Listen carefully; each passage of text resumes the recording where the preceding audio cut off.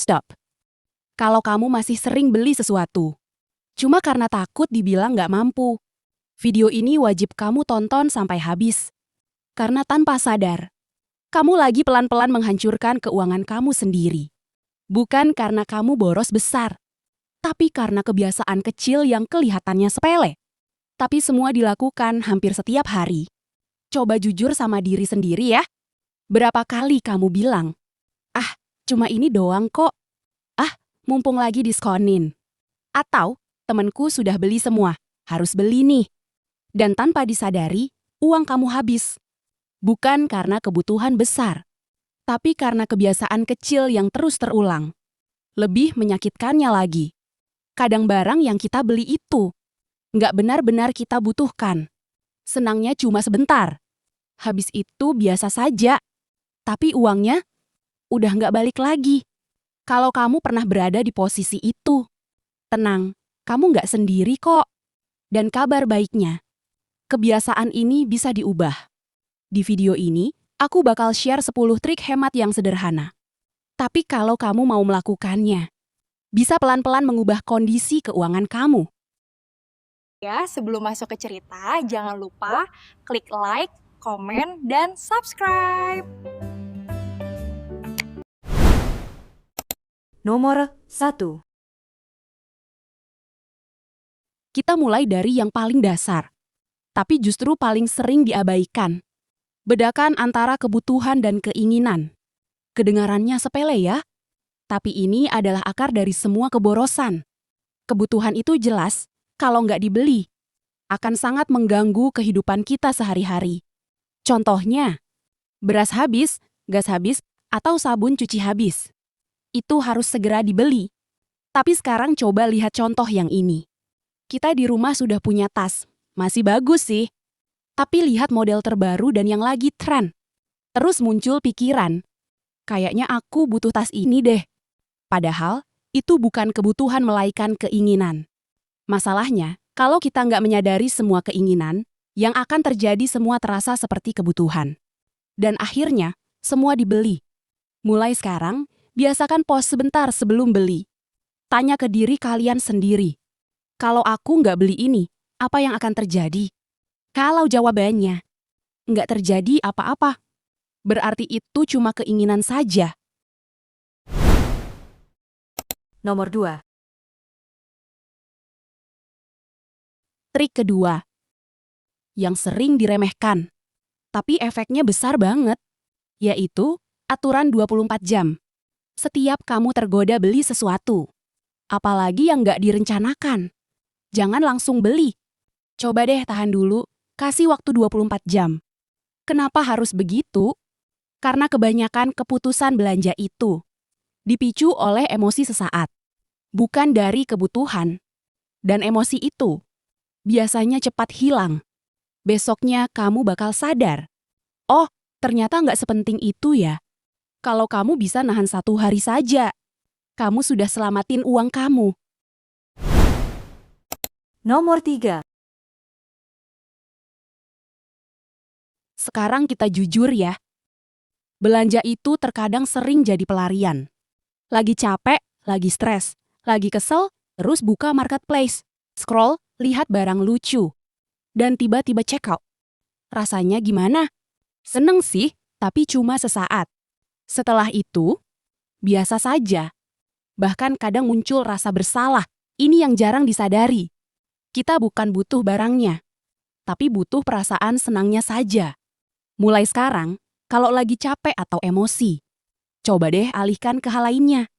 Kalian bisa istirahat, ngobrol, atau sekedar diam saja. Ingat ya, jangan langsung lari ke belanja. Nomor 4. Trik sederhana, tapi sangat efektif. Bawa uang pas. Sebelum keluar rumah, tentukan dulu apa saja yang benar-benar mau kamu beli. Kalau perlu tulis di catatan, lalu bawa uang sesuai kebutuhan itu saja. Kenapa ini penting? Karena kalau kita punya uang lebih, otak kita cenderung mencari alasan untuk menghabiskan uang kita. Mumpung ada sisa, ya udah sekalian beli ini. Dan akhirnya yang nggak direncanakan ikut terbeli. Dengan cara bawa uang pas inilah, kamu dapat melatih dirimu untuk lebih disiplin. Nomor 5. Ini jebakan paling sering terjadi, yaitu diskon. Banyak sekali tulisan barang promo. Sebenarnya itu semua sudah dirancang agar bikin kita merasa harus beli sekarang juga. Padahal, kalau dipikir-pikir, kamu beli sesuatu yang nggak kamu butuhkan. Walaupun diskon besar-besaran, kamu tetap akan kehilangan uangmu. Hemat itu bukan soal harga lebih murah, tapi soal tidak mengeluarkan uang untuk hal yang tidak diperlukan.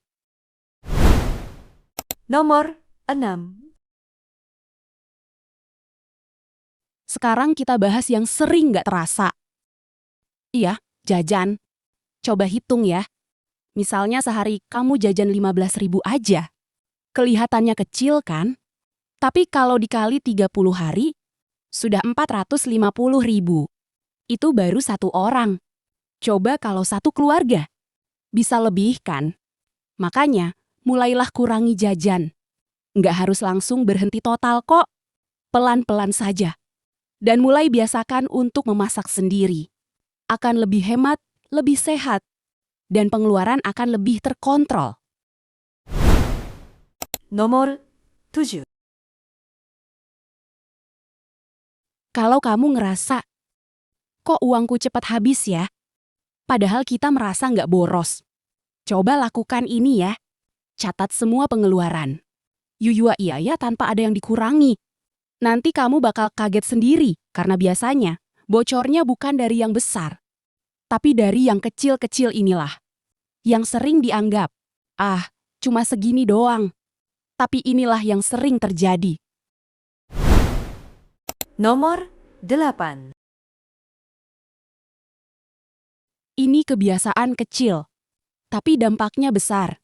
Belum habis, tapi udah beli lagi. Akhirnya barang numpuk, dan sebagian malah nggak terpakai. Mulai dari sekarang, disiplin dengan dirimu sendiri ya. Kalau sudah habis baru beli lagi. Nomor 9.